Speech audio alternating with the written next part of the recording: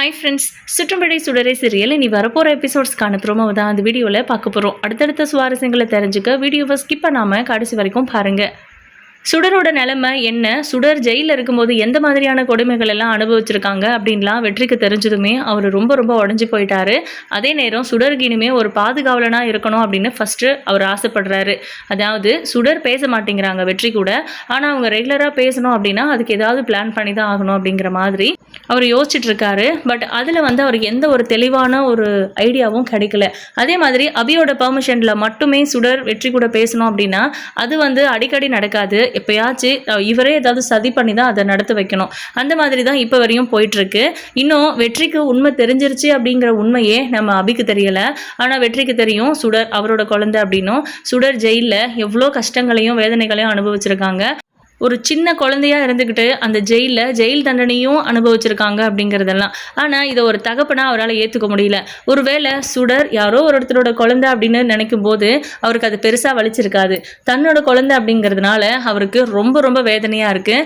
இந்த விஷயத்தில் சுடருக்கு ஒரு நல்ல பாதுகாவலனாக இருக்கணும் அப்படின்னு நினைக்கிறதுனாலையும் அபி வெற்றியை நினச்சி இல்லை கர்ணவை நினச்சி சுடர் விஷயத்தில் பயப்பட தேவையில்லை அப்படின்னும் அபிகிட்ட சொல்லணும்னு நினைக்கிறாரு. ஆனால் அபி இந்த விஷயத்தில் வெற்றிக்கு தெரியவே கூடாது அப்படின்னு இவங்க மனசுக்குள்ள நினைச்சிட்டு இருக்காங்க. அவர் வேற அடிக்கடி வீட்டுக்கு வந்துட்டு போறது பேசுறது சுடர் கூட நல்லா பழகிட்டு இருக்காரு அப்படிங்கிறதெல்லாம் அபிக்கு ஒரு மாதிரி நெருடலா இருக்கு. கண்டிப்பா ஒரு நாள் இல்ல ஒரு நாள் உண்மை தெரிய வரும். அப்போ கர்ணாவால குழந்தைக்கு ஆபத்து வரும் அப்படிங்கிற பயம் அவங்களுக்கு இருந்துகிட்டே இருக்கு. இப்போ சுடர் ரொம்ப ஸ்ட்ரிக்டா சொல்றாங்க, நம்ம இந்த வீட்டில் இனிமே இருக்க வேண்டாம், வேற எங்கேயாவது போயிடலாம் அப்படின்ட்டு.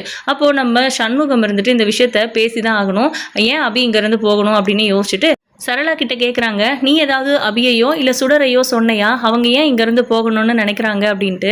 நான்லாம் எதுவுமே சொல்லலைங்க. வீட்டுக்கு அந்த கேப்டன் சொல்கிறாங்கல்ல பிள்ளைங்கள்லாம், அவரும் மகேஷும் வராங்க. அவங்க வரும்போது கூட நான் நல்ல விதமாக தான் நடந்துக்கிறேன், வேணும்னா பிள்ளைங்களை கேட்டு பாருங்க, அவங்க இங்கேருந்து போகணும்னு முடிவு எடுத்தாங்கன்னா அதுக்கு நான் ஒன்றும் பண்ண முடியாது அப்படின்னு சொல்கிறாங்க. அப்போது அபிகிட்ட தான் நான் பேசி ஆகணும், இதை பற்றி அவகிட்ட பேசுகிறதுக்கு உன்னோட பெர்மிஷன் தேவையில்லை அப்படின்றாங்க. அவகிட்ட பேச வேண்டான்னு நானா சொல்கிறேன், இந்த விஷயத்தில் நீங்கள் பேசி ஒரு முடிவுக்கு வாங்க, நான் ஏதாவது அவளை சொல்லி அதனால அவ இங்கிருந்து போறா அப்படின்னா அதுக்கான பொறுப்பு என்னோடது. ஆனால் நான் தான் எதுவுமே சொல்லலையே, அவள் என்ன சொல்கிறான்னு கேளுங்க அப்படின்றாங்க.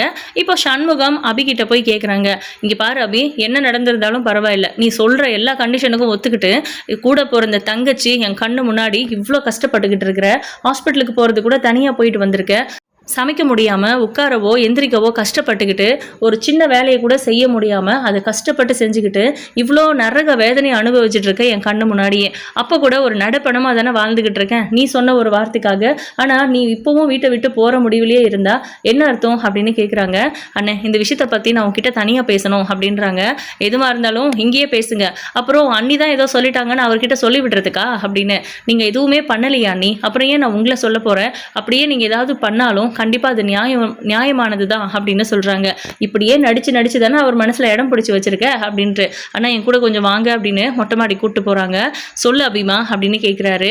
அண்ணே, இங்கே பாருங்க, நான் ஒரே ஒரு விஷயம் உங்ககிட்ட சொல்கிறேன், இந்த வீட்டில் நான் இருந்தேன்னா கண்டிப்பாக வெற்றிக்கோ இல்லை வெற்றி சம்மந்தப்பட்ட அந்த ஆளுங்களுக்கு உண்மை தெரிய வர்றதுக்கு நிறைய வாய்ப்பு இருக்குது. அப்புறம் நான் ஜெயிலுக்கு போகிறதுக்கு யார் காரணமோ அவங்களுக்கு மட்டும் நான் இங்கே இருக்கேன், என் குழந்தை தான் சுடர் அப்படின்னு தெரிஞ்சதுன்னா அவ்வளவுதான். சுடர் அவங்க என்னன்னாலும் பண்ணுறதுக்கு தயாராக இருக்காங்க, உங்களுக்கு எந்த ஆபத்து வந்துடக்கூடாது என்னால் அப்படின்னு சொல்லி தான் நீங்கள் யாருங்கிற அடையாளமோ இல்லை உங்களுக்கும் எனக்கும் சம்மந்தம் இருக்குது அப்படிங்கிறதையோ வெளியே சொல்லிக்காமல் இருக்கேன்.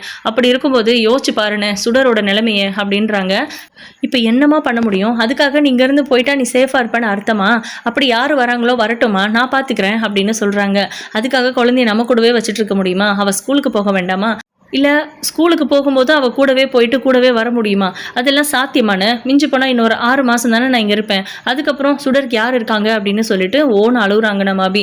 இப்போ இதுதானே உனக்கு பிரச்சனை, பரவாயில்ல சுடர் ஏன் பொண்ணாக வாழட்டும் அப்படிங்கிற மாதிரி நம்ம சண்முகம் சொல்கிறாங்க. அப்படி இருந்தாலுமே பிரச்சனை தானே. நான் உங்ககிட்ட இன்னொன்றும் சொல்லணும், இங்கே கேப்டன் பிள்ளைங்க எல்லாரும் சொல்கிறாங்கல்ல, அவர் யார் தெரியுமா அப்படின்னு கேட்குறாங்க. யார் அப்படின்னு. வெற்றி தான் அப்படின்னு சொல்கிறாங்க.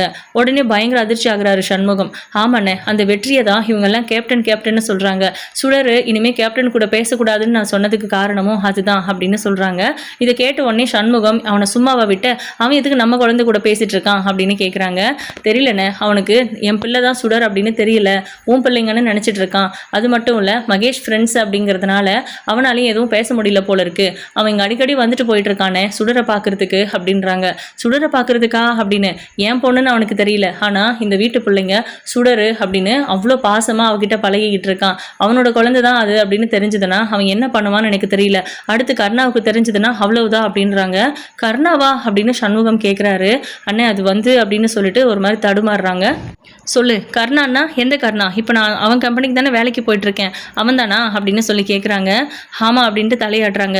அப்போது நீ யாரை கொலை பண்ணன்னு சொல்லி ஜெயிலுக்கு போயிருக்க அப்படின்னு கேட்குறாங்க திரும்பவும். அப்போது வேறு வழியே இல்லாமல் அந்த கர்ணாவோட பொண்டாட்டி பார்வதி அக்கா, மகேஷோட அம்மா, அவங்கள நான் கொண்டுட்டேன்னு சொல்லி தான் இப்போ ஜெயிலில் இருக்கேன் அப்படின்னு சொல்கிறாங்க. ஆனால் நீ அப்படின்னு சத்தியமாக அவங்கள நான் கொலை பண்ணலைன்னு, அவங்கள நம்ம அம்மா ஸ்தானத்தில் தான் நான் வச்சு பார்த்தேன் அப்படின்னு சொல்கிறாங்க. அப்புறம் என்ன நடந்துச்சு, எதனால் உனக்கு இந்த மாதிரி ஒரு தண்டனை அப்படின்னு கேட்குறாங்க. இதுக்கு மேலேயும் என்னால் உங்ககிட்ட உண்மையை மறைக்க முடியாதுன்னு நான் உண்மையை சொல்லிடுறேன். பார்வதி அக்காவை கொலை பண்ணது எனக்கு தெரிஞ்சு கருணா தான். அதை யார் மேலே பழி போடுறதுன்னு தெரியாமல் நான் ஏதோ அவன் பேசிட்டு இருந்ததை அரைகுறையாக கேட்டுட்டேன்னு சொல்லி என் மேலே அந்த பழியை போட்டு வெற்றியை நம்ப வச்சுட்டான் அப்படின்னு சொல்கிறாங்க. இதை கேட்ட உடனே சண்முகத்துக்கு இன்னும் அதிர்ச்சியாக இருக்குது. என்ன அபிமா, அவனை எப்படி சும்மா விட்ட, நான் இப்போவே போகிறேன் அப்படின்னு போகிறாரு. அண்ணன் ஒரு நிமிஷம், நீ இப்போ போகிறதுனால உன்னை சுற்றி இருக்கிற எத்தனை பேருக்கு ஆபத்து வரும்னு யோசிச்சு பாருங்க. அவனுக்கு இருக்கிற செல்வாக்கு நமக்கு இல்லை, அவன்கிட்ட இருக்கிற பணபலம் நமக்கிட்ட இல்லை, ஆள் பலமும் இல்லை, நம்ம அனாதிங்க மாதிரி இருக்கும். கண்டிப்பாக நீ இப்போ அவன் கம்பெனியில் வேலைக்கு போயிட்டு இருக்க, சம்பாதிச்சுக்கிட்டு இருக்க, யோசிச்சு பாருண்ணே அப்படின்றாங்க. இப்போ நான் என்ன பண்ணணுன்ற அப்படின்னு கேட்குறாங்க. சுடர் வெற்றி கூட இருக்கணும் அப்படின்னு சொல்கிறாங்க. அந்த பாவி கூடவா அப்படின்னு கேட்குறாங்க. இல்லைண்ணே, அதுதான் சேஃப்டி. இன்னும் வெற்றிக்கு சுடர் அவனோட குழந்தை அப்படிங்கிறது அவனுக்கு தெரியாதுன்னு நான் நினச்சிக்கிட்டு இருக்கிறேன். எனக்கு தெரிஞ்சு அவனுக்கு உண்மை தெரிஞ்சு தான் அவன் இங்கே வந்துட்டு போயிட்டு இருக்கான். சுடர்கிட்ட இது வரைக்கும் அவன் சொல்லாமல் இருக்கான்னா ஏதோ ஒரு காரணம் இருக்குது. நான் வெற்றிக்கிட்ட பேசுகிறேன், அதுக்கப்புறம் வெற்றிக்கிட்டேயே சுடர் இருக்கட்டும். அதாவது திருடன் கையிலேயே சாவி கொடுத்ததான்னு சொல்லுவாங்கல்ல, யாரால சுடருக்கு ஆபத்துன்னு சொல்லிட்டு இருக்கேனோ அவங்க கண் பார்வையில் அவங்களோட பாதுகாப்புலையே சுடர் வளர்ந்தா அப்படின்னா அப்போ சுடருக்கு எந்த பிரச்சனையும் வராதில்ல. அந்த வீட்டிலேயே சுடர் வளரட்டும், வெற்றியோட குழந்தை அப்படின்னு வெற்றிக்கு மட்டும் தெரிஞ்சா போதும், மற்ற யாருக்கும் தெரிய வேணாம். என்னதான் கோவக்காரனாக இருந்தாலும், ரவுடியாக இருந்தாலும், முரடனாக இருந்தாலும் தன்னோட குழந்தைங்கிற பாசம் அவனுக்கு இருக்க தானே செய்யும். அதனால தான் சுடரையே சுற்றி சுற்றி வரான் போல இருக்கு. ஒருவேளை இந்த விஷயம் அவனுக்கு தெரிஞ்சிச்சுன்னு தெரிஞ்சா நான் ஏதாவது இடம் மாற்றுறதுக்கு பிளான் பண்ணுவேன்னு தான் அவன் இந்த மாதிரி அவனுக்கு எனக்கு தெரியாமல் பார்த்துக்கிறான் அப்படின்னு எனக்கு தோணிக்கிட்டு இருக்குது. அவன் கிட்ட நான் பேசிட்டு அதுக்கப்புறமா சொல்கிறேன். சுடர் அவன் கூடவே இருக்கட்டும், அவனோட பிள்ளையா அந்த வீட்டில் இருக்கட்டும். அவன் பிள்ளைன்னு சொல்வானோ இல்லை தத்தெடுத்து வளர்க்குறேன்னு சொல்வானோ என்ன சொல்வானோ, ஆனால் கருணாவால் அந்த குழந்தைக்கு வர ஆபத்தை வெற்றியால் மட்டும்தான் தடுக்க முடியும். நம்மளால எதுவுமே பண்ண முடியாது. அட்லீஸ்ட் நீங்களாவது நிம்மதியான வாழ்க்கையை வாழ்வீங்கல்ல. நான் இப்படி கஷ்டப்பட்டுட்டு இருக்குத நீ பார்த்துட்டு இருக்க வேண்டாம் இல்லைன்னு நான் ஏதாவது ஒரு ஹாஸ்டலில் ரூம் எடுத்து இருந்துக்கிறேன். கண்டிப்பாக நான் எந்த தப்பும் பண்ணலைன்னு இந்த பரோல் முடிஞ்சு போகிறதுக்குள்ளே நான் ப்ரூவ் பண்ணுவேன். அதுக்கு நான் சுதந்திரமாக இருக்கணும். என் கூட சுடர் இருக்கிறதுனால என்னால் சகஜமாக எங்கேயும் போக முடியல, வர முடியல. அவளை நினச்சி நான் கவலைப்பட வேண்டியதாக இருக்குது அப்படின்லாம் சொல்கிறாங்க. சரிம்மா, நீ இவ்வளோ தூரம் சொல்கிற, நீ வெற்றி கிட்ட பேசிட்டு என்கிட்ட சொல்லு அப்படின்றாங்க. இல்லை நானும் கூட வரவா அப்படின்றாங்க. அதெல்லாம் ஒன்றும் வேண்டாம், நான் பார்த்துக்கிறேன் அப்படின்னு சொல்லிட்டு நம்ம அபி வந்து வெற்றியை பார்க்கறதுக்காக அவர் வழக்கமாக போகிற வர வழி அப்படிங்கிற மாதிரி பார்த்துட்டு இருக்காங்க. இந்த பக்கம் நம்ம சுடர்கிட்ட வெற்றி டைரெக்டாகவே சொன்னாங்க. சுடர் வந்து என்கிட்ட ரெகுலராக பேசணும் அப்படிங்கிறதுக்காக நிற்காம தோப்புக்காரனை போடுறேன்னு. அவர் வயிற்றுல ரத்த கசிவு அதெல்லாம் பார்த்ததுனால சுடரும் நான் ரெகுலராக அவங்க கூட பேசுகிறேன்னு வாக்கு கொடுத்துருக்காங்க. ஆனால் நான் உங்ககிட்ட அம்மு முன்னாடி பேச மாட்டேன், அம்மு பர்மிஷன் கொடுத்தா மட்டும்தான் பேசுவேன் அப்படிங்கிற மாதிரிலாம் சொல்லி நம்ம சுடர் வந்து அங்கே கன்வின்ஸ் ஆகிட்டாங்க. பட் வெற்றியை பார்த்து பேசணுங்கிறதுக்காக ஒரு ஓரமாக நின்றுட்டு இருக்காங்க. அவர் வண்டி வருதா அப்படின்னு பார்த்துட்டு இருக்காங்க. பொதுவாக மகேஷ்க்கு லஞ்ச் கொடுக்கறதுக்காக ஸ்கூலுக்கு வருவாருங்கிற எண்ணத்தில் அங்கே வெயிட் பண்ணிட்டு இருக்காங்க. அவர் வரும்போது வெற்றி அப்படின்னு சொல்லி கூப்பிடுறாங்க, கையாட்டுறாங்க. அவங்க ஃபஸ்ட்டு கொஞ்சம் தூரம் போயிடுறாங்க, பார்த்தும் பார்க்காத மாதிரி. அதுக்கப்புறம் எதுவோ பேசுறதுக்கு தான் நிற்கிறா போல இருக்கு அப்படின்னு யோசிச்சுட்டு ஒருவேளை சுடரை பற்றி சொல்லுவாளோ அப்படின்னு நினைக்கிறாங்க. இருக்குண்டா அப்படின்னு நம்ம புலிக்குட்டி சொல்கிறாரு. சரி ஓகே, நீ மகேஷ்க்கு லஞ்ச் கொடுத்துரு, நான் அவ கூட பேசிட்டு இங்கேயே நிற்கிறேன், நீ மறுபடியும் என்னை வந்து பிக்கப் பண்ணிக்கோ அப்படின்ட்டு அவங்க ரெண்டு பேரும் பார்க்கில் உட்காந்து பேசுகிறாங்க. ஏதோ பேசணும்னு வர சொல்லிட்டு என்ன பண்ணிட்டு இருக்க அப்படின்னு கேட்குறாங்க. நான் உன்கிட்ட ஒரு முக்கியமான விஷயத்தை பற்றி பேசணும் அப்படின்றாங்க. என்ன சொல்லு அப்படின்னு. சுடரை பற்றி அப்படின்றாங்க. என்ன சுடர் கூட பேசக்கூடாதுன்னு சொல்ல போறியா அப்படின்னு கேட்குறாங்க. சுடர் யாருன்னு தெரியுமா அப்படின்னு கேட்குறாங்க. அது அப்படின்ட்டு வெற்றி ஒரு மாதிரி யோசிச்சுட்டு, இல்லை எனக்கு தெரியாது, உங்கள் அண்ணனோட குழந்தை தானே நான் நினச்சிட்டு இருக்கேன் அப்படின்றாங்க. எனக்கு தெரியும் வெற்றி, நீ அவ நம்ம குழந்தைன்னு உனக்கு தெரிஞ்சிருச்சுன்னு எனக்கு தெரியும் அப்படின்றாங்க. வெற்றி திருன்னு முழிக்கிறாரு. இன்னும் எத்தனை நாளைக்கு மறைக்க போற? நீ அவளையே சுற்றி சுற்றி வரும்போது என்னால் புரிஞ்சுக்க முடியாதா? நீ சுடருக்காக தான் அந்த வீட்டுக்கு வரேன்னு எனக்கு தெரியும் அப்படின்றாங்க. சரி இப்போ என்ன இப்போ அப்படின்னு. சரி அவள் உன் பொண்ணுன்னு உனக்கு தெரிஞ்சிருச்சு, ஏன் அவகிட்ட நீ தான் அப்பான்னு சொல்லாமல் இருக்க அப்படின்னு கேட்குறாங்க. நான் சொல்லணும்னு நினைக்கிறியா அப்படின்னு. சொன்னா என்ன, ஏன் சொல்லலை, அதுக்கு பதில் சொல்லு அப்படின்னு கேட்குறாங்க. நான் அப்படி சொன்னால் அவள் என்னை வெறுத்துருவா, அது அந்த மாதிரி நீ அப்பாவை பற்றி தப்பாக சொல்லி வச்சிருக்க அப்படின்றாங்க. நான் எதுவும் தப்பாக சொல்லலை, உண்மையை தான் சொல்லி வச்சிருக்கேன் அப்படின்னு. அப்படி நீ சொல்லி வச்சிருக்கும் போது அவள் எப்படி அப்பாவா என்னை ஏற்றுப்பா? என்னை கேப்டனா அவளுக்கு பிடிக்கும், அப்பாவா பிடிக்காது. அப்பாங்கிற வார்த்தையவே அவள் கேட்க விரும்பலை அப்படின்னு சொல்கிறாங்க. சரி இப்போ நான் உனக்கு ஒரு டாஸ்க் கொடுக்குறேன் அப்படின்றாங்க. என்னது அப்படின்னு. சுடர் கூட உனக்கு இருக்கணும்னு தோணுது தானே அப்படின்னு கேட்குறாங்க. ஆமாம், நீ என்ன என்கிட்ட விட்டுருவா போகிற அப்படின்னு கேட்குறாங்க. ஆமாம், இவ்வளோ நாளில் ஒரு நாள் கூட நமக்கு ஒரு குழந்தை இருக்குங்கிற விஷயத்த, இல்லை நீ கர்ப்பமாக இருக்குங்கிற விஷயத்த என்கிட்ட சொல்லணும்னு தோணலைல்ல அப்படின்னு கேட்குறாங்க. இதை கேட்கும்போது நம்ம அபிக்கு கண்ணில் கண்ணீர் ஆட்டோமேட்டிக்காக வருது. இப்போ எதுக்கு நீலி கண்ணீர் வடிக்கிற அப்படின்னு கேட்குறாங்க.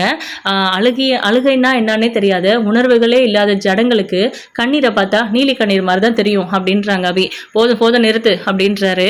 உங்ககிட்ட வாக்குவாதம் பண்ணுறதுக்கு நான் தயாராக இல்லை. சுடர் உன் கூட இருக்கட்டும், நீ உன் பொண்ணுன்னு சொல்லுவியோ, என்ன சொன்னால் அந்த கர்ணா விடுவானோ அந்த மாதிரி சொல்லிக்கோ. ஆனால் அவள் இனிமேல் உன் கூட இருக்கணும். நான் எந்த தப்பும் பண்ணலைன்னு ப்ரூவ் பண்ணி வெளியே வர வரைக்கும் அவள் உன் கூட இருக்கட்டும். இந்த 6 மாதம் தான் உனக்கு டைம். நீ ஒரு நல்ல தகப்பன்னு சொல்லி அவளுக்கு ப்ரூவ் பண்ணி அவளை அப்பான்னு கூப்பிட வச்சுடு. அதுக்கப்புறம் நம்ம 3 பேருமே கூட ஒன்றா இருக்கலாம் அந்த குழந்தைக்காக. மற்றபடி உனக்கும் எனக்கும் எந்த சம்மந்தமும் கிடையாது அப்படின்றாங்க. ஆமாம், உன் கூட வாழணும்னு தவமாக இருக்கிறேன் அப்படின்றாங்க. எனக்குமே உன் கூட இருக்கணும்லாம் ஆசை இல்லை, ஆனால் நான் எந்த தப்பும் பண்ணலைன்னு ப்ரூவ் பண்ணி வெளியே வந்துட்டேன்னா அதுக்கப்புறம் கண்டிப்பாக கர்ணா அந்த வீட்டில் உனக்கு இடம் கொடுக்க மாட்டான். கர்ணாவுக்கே அந்த வீட்டில் இடம் இருக்காது, ஜெயிலில் தான் இருப்பான் அப்படின்றாங்க. என்ன சொல்கிற நீ அப்படின்னு. எல்லாமே விளக்கமாக என்னால் இப்போ சொல்ல முடியாது, சொன்னாலும் நீ நம்ப மாட்டேன். கர்ணா தான் பார்வதி அக்காவை கொண்டுட்டு என் மேலே பழி போட்டிருக்கான் அப்படின்னு நான் சொன்னால் நீ நம்பவா போகிற அப்படின்னு. அபி அப்படின்னு கத்துறாரு. சும்மா நிறுத்து, நீ என்ன நம்பவா போகிற? அதை நான் சொல்லிட்டேன்ல, நான் பார்த்துக்கிறேன். என்ன உண்மையோ அதை ப்ரூவ் பண்ணுறேன். உண்மையை ப்ரூவ் பண்ணுறனோ இல்லையோ, நான் எந்த தப்பும் பண்ணலைங்கிறத நிரூபிக்கிறேன். அதுக்கப்புறம் தெரியும் இந்த அபி யாரு, உன்னை சுற்றி இருக்கிறவங்க யாருங்கிறது உனக்கு அப்படின்னு. எனக்கு அதெல்லாம் தேவையில்லாத விஷயம். நீ ப்ரூவ் பண்ணாமல் போ. பண்ணலைன்னா நிரந்தரமாக ஜெயிலில் கூட இருந்துக்கோ. என் பொண்ணு என் கூட இருப்பாள்ல அப்படின்றாங்க. ஆனால் உன் பொண்ணுன்னு கர்ணாவுக்கு தெரிஞ்சா அடுத்து குழந்தை ஏதாவது பண்ணணும்னு தான் அவன் நினைப்பான். என்ன பண்ணுவ அப்படின்னு கேட்குறாங்க. அப்போ எந்த தைரியத்தில் என் கூட விடுறேன்னு சொல்கிற அப்படின்னு. என்ன இருந்தாலும் அவன் மேலே உனக்கு பாசம் இருக்குது, அதை நான் பார்த்துருக்கேன். திருடன் கையில் சாவியை கொடுத்துட்டா அந்த பொருள் ஏதாவது காணாமல் போச்சுன்னா அந்த திருட மேலே தான் எல்லாரும் சந்தேகப்படுவாங்கன்னு சொல்லி அந்த பொருளுக்கு பாதுகாப்பாக இருப்பான்னு சொல்லுவாங்கல்ல, அது போல் அப்படின்றாங்க. இல்லையே, இந்த பழமொழி அப்படி இல்லையே அப்படின்றாங்க. நான் அப்படி எடுத்துக்கிட்டேன், நான் அந்த அர்த்தத்தில் தான் உங்ககிட்ட விடுறேன் பாப்பாவை அப்படின்னு சொல்கிறாங்க. சரி ஓகே அப்படின்னு சொல்கிறாரு. கன்ஃபார்மா ஓகேவா, உனக்கு சுடர் உன் கூட இருக்கிறதுல எதுவும் பிரச்சனை இல்லையே அப்படின்னு கேட்குறாங்க. தாவன் இருக்கேன், அவள் என் கூட இருப்பாளான்னு அப்படின்றாங்க. ஆனால் ஒரே ஒரு கண்டிஷன் அப்படின்னு. என்னது அப்படின்னு கேட்குறாங்க. நீ ஒரு நல்ல தகப்பன்னு ப்ரூவ் பண்ணுற வரைக்கும் அவகிட்ட நீயா அவளோட அப்பா நீங்கிற விஷயத்த அவகிட்ட சொல்லக்கூடாது. அவளுக்கா அப்படி எப்போவாது சந்தேகம் வந்து கேட்டால் கூட நீ நல்ல அப்பா அப்படின்னு அவளுக்கு தெரிகிற வரைக்கும், அவள் நம்புகிற வரைக்கும் நீ அவகிட்ட உண்மையை ஒத்துக்கக்கூடாது அப்படின்னு சொல்கிறாங்க. அப்போது சுடருக்கு சந்தேகம் வருங்கிற அப்படின்னு. சம்மந்தமே இல்லாமல் ஒரு ஆள் நம்ம மேலே இவ்வளோ பாசமாக இருக்காருன்னா அவளுக்கு சந்தேகம் வராதா? அவள் ரொம்ப ஸ்மார்ட்டு அப்படின்றாங்க. இருக்கட்டும், அவள் ஸ்மார்ட்டு தான், அவள் என்ன மாதிரி அப்படின்றாரு. சரி இப்போ என்ன, நான் சொன்ன டீலுக்கு ஓகேவா இல்லையா அப்படின்னு கேட்குறாங்க.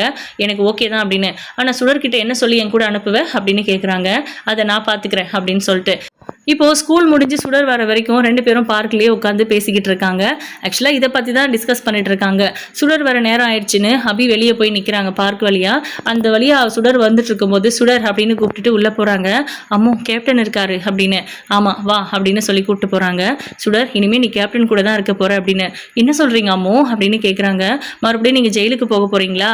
மாமா வீட்டில் யாரும் என் கூட பேசுறது இல்லைங்கிறதுனால மகேஷ் வீட்டில் இருக்கணும்னு சொல்கிறீங்களா அப்படின்னு கேட்குறாங்க.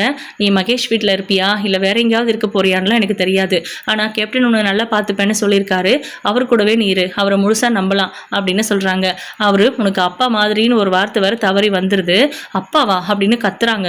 இல்லை இல்லை, நான் சும்மா ஒரு பேச்சுக்கு சொன்னேன். அவர் உன்னை நல்லா பார்த்துப்பாரு. நான் உன்னை எப்படி பார்த்துக்கிறனோ அந்த அளவுக்கு. எதிரிகளால் எனக்கு இருக்கிற ஆபத்து உன்னை நெருங்கிடக்கூடாதுங்கிறதுக்காக அவர் கூட விடுறேன். நான் ஜெயிலுக்கெல்லாம் போகலை, இங்கே தான் எங்கேயாவது இருப்பேன். அப்பப்போ நான் உன்னை வந்து பார்ப்பேன் ஸ்கூலில். அது மட்டும் இல்லை, நான் எந்த தப்பும் பண்ணலை அப்படிங்கிறத ப்ரூவ் பண்ணுறதுக்கு நான் அதிகமாக அலைய வேண்டியிருக்கும். நீ என் கூட இருந்தீன்னா என்னால் கண்டிப்பாக அதில் கான்சன்ட்ரேட் பண்ண முடியாது. உண்மையில தான் எனக்கு அதிக கவனம் இருக்கும். நீ பத்திரமாவும் இருக்கணும். நான் இந்த தப்பு பண்ணலைங்கிறத ப்ரூவ் பண்ணவும் செய்யணும். அப்படின்னா நீ அவர் கூட இருக்கிறது தான் சேஃபு. இந்த ஹெல்ப் அவர் எனக்காக பண்ணுறேன்னு சொல்லியிருக்காரு. அதனால நீ அவர் கூட இரு சுடர், உனக்கு ஒன்றும் பிரச்சனை இல்லைல்ல அப்படின்றாங்க. எனக்கு கேப்டன் கூட இருக்கிறது ஓகே தான், உங்களுக்கு பிரச்சனை இல்லையாமோ அப்படின்னு கேட்குறாங்க. எனக்கு ஒரு பிரச்சனையும் இல்லை அப்படின்னு சொல்லவும் சுடருக்கு அவ்வளோ சந்தோஷமாக இருக்குது. அப்புறம் அம்மு, நீங்கள் தான் என் அம்மான்னு கேப்டனுக்கு தெரியும் அப்படின்னு சொல்கிறாங்க. தெரியும்டா, எனக்கு தெரியும். ஆனால் நீ அதை என்கிட்ட சொல்ல முடியாமல் தவிக்கிறங்கிறதும் எனக்கு புரிஞ்சிருச்சு அப்படின்னு சொல்கிறாங்க. அன்றைக்கி பூச்சாண்டிங்க கிட்டே இருந்து உன்னை காப்பாற்றினாங்கல்ல, அப்போ தான் அம்மா சொன்னேன் அப்படின்றாங்க. சரி சுடர் அப்படின்னு சொல்லிட்டு இப்போ வெற்றிக்கிட்ட ஒப்படைச்சிட்டு பத்திரமா பார்த்துக்கோங்க அப்படின்னும் இந்த உதவிக்கு ரொம்ப நன்றி அப்படின்னும் சொல்லிட்டு அபி அங்கேயே நின்றுடுறாங்க. இப்போது நம்ம வெற்றி சுடரை கூப்பிட்டுட்டு போயிட்டுருக்காங்க. சுடர் திரும்பி திரும்பி அபியை பார்க்குறாங்க. இன்னையிலேருந்து இனிமே அவங்கள நீ அம்மாவா நினைக்கக்கூடாது. எங்கேயாவது பொதுவான இடத்துல பார்த்தா கூட அவங்களாம் உங்ககிட்ட வந்து பேசுகிற வரைக்கும் நீ போய் அவங்க கிட்ட பேசக்கூடாது. இது உன்னோட சேஃப்டிக்காக சொல்கிறேன் அப்படின்னு வெற்றி சொல்கிறாரு. சரி ஓகே அப்படின்னு சொல்லி கேப்டன் கூட சந்தோஷமாக சுடர் போகிறாங்க. இதுக்கப்புறம் என்ன நடக்க போகுது, அபியோட இந்த முடிவு எங்கே போய் முடிய போகுது அப்படிங்கிறத வெயிட் பண்ணி பார்க்கலாம். உங்களோட கருத்துக்களை கமெண்ட் பண்ணுங்கள். இந்த வீடியோ பிடிச்சிருந்தா ஒரு லைக் கொடுங்க. தேங்க்யூ.